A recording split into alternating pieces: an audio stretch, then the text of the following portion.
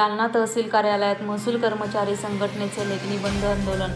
जालना महसूल कर्मचारी संघटनेचा राज्यातील संपात सहभाग। राज्यातील विविध मागण्यांसाठी शासन स्तरावर कोणतीही सकारात्मक कारवाई होत नसल्याने राज्यस्तरीय महाराष्ट्र महसूल संघटनेमार्फत आंदोलन पुकारण्यात आले असल्याने जालना महसूल कर्मचारी संघटनेने राज्यव्यापी आंदोलनात सहभाग घेतला। आज शुक्रवार लेखणी बंद आंदोलन करण्यात आले, तसेच मागील 3 ते 4 वेळा वेगवेगळे आंदोलन करण्यात आले।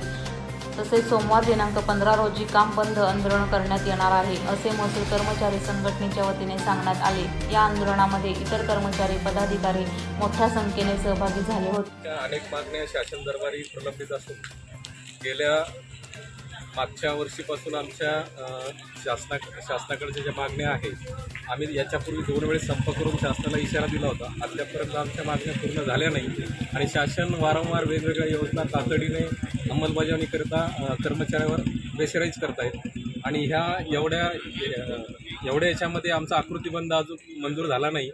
त्यामुळे तो ताण कर्मचाऱ्यावर येतोय।